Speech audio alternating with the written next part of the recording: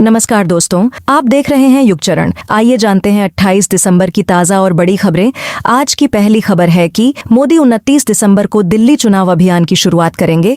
प्रधानमंत्री नरेंद्र मोदी 29 दिसंबर को दिल्ली चुनाव के लिए भाजपा के चुनावी अभियान की शुरुआत करेंगे। इस हफ्ते वे 2 रैलियों में हिस्सा लेंगे। दूसरी रैली 3 जनवरी को होगी। पीएम मोदी 29 दिसंबर को रिठाला में एक नई मेट्रो लाइन की आधारशिला रखेंगे। इसके साथ ही वे देश के पहले semi high speed train corridor के तीसरे फेज का भी उद्घाटन करेंगे। पार्टी की दिल्ली इकाई ने इसके लिए मंडल अध्यक्षों से कम 2 बस भरकर लोगों को लाने के लिए कहा है। वहीं 3 जनवरी के कार्यक्रम में प्रधानमंत्री उत्तर पूर्वी दिल्ली में कई प्रोजेक्ट्स का उद्घाटन करने वाले हैं।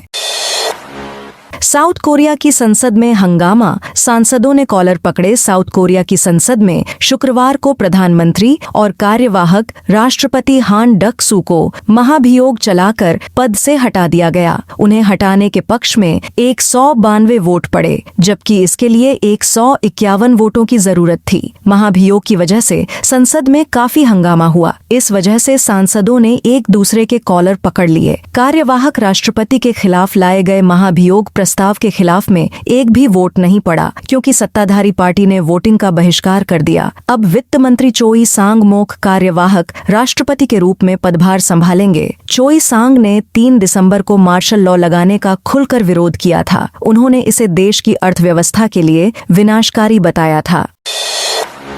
जम्मू कश्मीर में बर्फबारी के कारण 5 फ्लाइट रद्द। देश के पहाड़ी राज्यों में बर्फबारी और बारिश हो रही है। इसके कारण कई जगहों पर तापमान माइनस में है। जम्मू कश्मीर को बर्फबारी के कारण लद्दाख से जोड़ने वाले जोजिला दर्रे पर पारा -25 डिग्री सेल्सियस है। गुरुवार रात श्रीनगर में टेम्परेचर -7.3 डिग्री सेल्सियस, पहलगाम में -8 डिग्री सेल्सियस और कोनीबल गांव में -9.5 डिग्री सेल्सियस रहा। खराब मौसम के कारण शुक्रवार को श्रीनगर इंटरनेशनल एयरपोर्ट ने शाम की 5 उड़ानें रद्द की हैं। एयरपोर्ट अधिकारियों के मुताबिक और भी फ्लाइट रद्द हो सकती हैं। यात्रियों से लगातार अपडेट रहने का कहा गया है।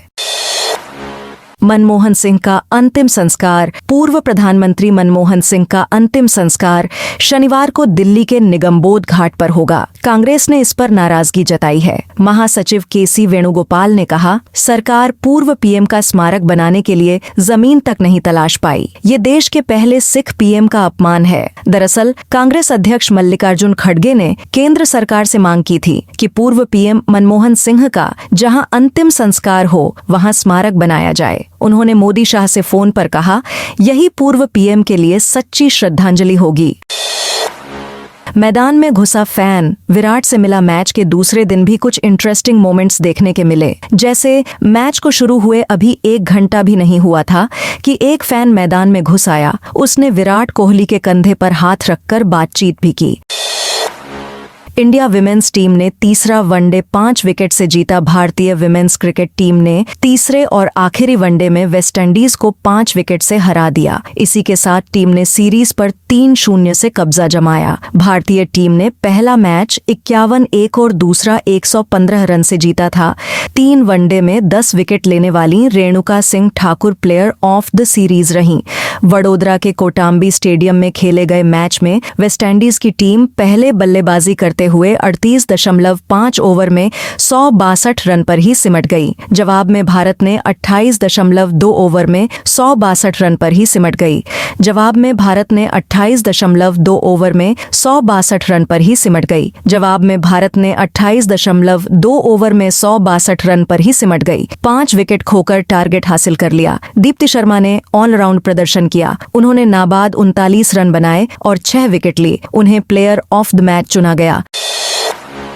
रुपया 33 पैसा गिरकर 85.59 के निचले स्तर पर आया। रुपए में आज डॉलर के मुकाबले बड़ी गिरावट देखने को मिली। दिन भर के कारोबार के बाद ये 33 पैसा गिरकर अपने सबसे निचले स्तर 85.59 के पर बंद हुआ। कारोबार के दौरान तो इसमें 55 पैसे की गिरावट रही थी। गुरुवार 26 दिसंबर को डॉलर के मुकाबले यह 85.26 रुपए के स्तर पर बंद हुआ था। सना रईस खान पर वकालत के नियम तोड़ने का आरोप। बिग बॉस 17 की चर्चित कंटेस्टेंट और वकील सना रईस खान पर बड़ा आरोप लगा है। बांद्रा, मुंबई के रहने वाले सोशल एक्टिविस्ट अशफाक हुसैन ने उनके खिलाफ बार काउंसिल में शिकायत दर्ज कराई है। इस शिकायत में कहा गया है कि सना रईस खान ने एक वकील होते हुए भी कई ऐसे काम किए हैं जो उनके प्रोफेशन से जुड़े नियमों के खिलाफ हैं। मणिपुर के 2 जिलों में फायरिंग, पुलिसकर्मी ग्रामीण घायल। मणिपुर के इम्फाल पूर्व और कांगपोकली जिलों में पिछले 4 दिन से कुकी और मैतेई ग्रुप के बीच फायरिंग हो रही है। स्थानीय लोगों के मुताबिक मोर्टार भी दागे गए हैं। ताजा हिंसा में संसाबी इलाके में उग्रवादियों से मुठभेड़ में पुलिसकर्मी और ग्रामीण घायल हुए हैं। पुलिस ने बताया कि पुलिसकर्मी का नाम के हरिदास है। उसके बाएं कंधे पर गोली लगी। उसका जवाहरलाल नेहरू आयुर्विज्ञान संस्थान इलाज जारी है। एक और ग्रामीण घायल है, उसका भी इलाज जारी है। मुंबई हमले के मास्टरमाइंड मक्की की पाकिस्तान में मौत। मुंबई हमले के मास्टरमाइंड आतंकी अब्दुल रहमान मक्की की आज दिल का दौरा पड़ने से मौत हो गई है। मक्की पिछले कुछ दिनों से बीमार था। हाई शुगर की वजह से लाहौर के एक प्राइवेट अस्पताल में उसका इलाज चल रहा था। अब्दुल मक्की आतंकी हाफिज सईद का रिश्तेदार और आतंकी संगठन जमात उद दावा का डिप्टी चीफ भी था। उसे 2020 में आतंकी फंडिंग के लिए एक अदालत ने 6 महीने की सजा भी सुनाई थी। सजा के बाद उसने खुद को लो प्रोफाइल कर लिया था। 2023 में संयुक्त राष्ट्र ने उसे ग्लोबल आतंकी घोषित किया था। इजरायली बमबारी में WHO चीफ बाल बचे। यमन की राजधानी सना में एयरपोर्ट पर गुरुवार को हुए इजरायली हमले में WHO चीफ टेड्रोस एडेहोनम बाल बचे। टेड्रोस थोड़ी देर बाद एयरपोर्ट से रवाना होने वाले थे, तभी इजरायल की तरफ से ये हमला हुआ। हमले में विमान का एक क्रू घायल हुआ है। इसके अलावा अन्य 2 लोगों की मौत हो गई है। टेड्रोस ने एक्स पर पोस्ट कर इस हमले की जानकारी दी। उन्होंने लिखा कि जब हम प्लेन में सवार होने वाले थे, उसके 2 घंटे पहले एयरपोर्ट पर बमबारी हुई। हमले में रनवे को नुकसान पहुंचा है। टेड्रोस और उनके साथियों को रनवे की मरम्मत होने तक इंतजार करना होगा।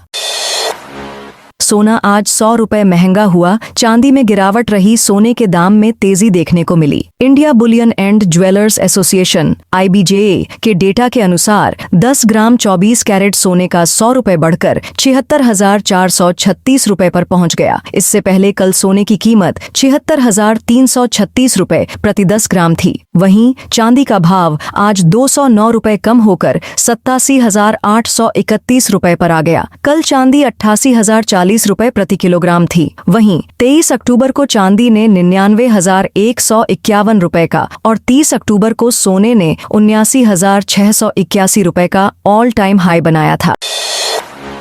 6,000 करोड़ का घोटालेबाज भूपेंद्र झाला मेहसाणा से अरेस्ट। गुजरात और राजस्थान में पोंजी स्कीम से करीब 6,000 करोड़ रुपए का घोटाला कर फरार हुए बीजेट फाइनेंस कंपनी के CEO भूपेंद्र सिंह झाला को क्राइम ब्रांच ने मेहसाणा से गिरफ्तार कर लिया है। झाला पिछले 1 महीने से फरार था। उसके विदेश भाग जाने की भी अटकलें थीं, लेकिन वह मेहसाणा जिले के दवाड़ा गांव में छिपा हुआ था। इससे पहले उसके वकील की ओर से गुजरात हाईकोर्ट में जमानत याचिका भी दायर की थी, जिसे कोर्ट ने अस्वीकार कर दिया था। झाला के खिलाफ लुकआउट सर्कुलर जारी किया गया था। दोस्तों, ये थी आज की बड़ी खबरें। आपने अभी तक युगचरण को सब्सक्राइब नहीं किया तो कर ले। आप इस वीडियो को कहां से देख रहे हैं, कमेंट करके बताइए। साथ ही डेली अपडेट के लिए युगचरण चैनल को सब्सक्राइब कर लें।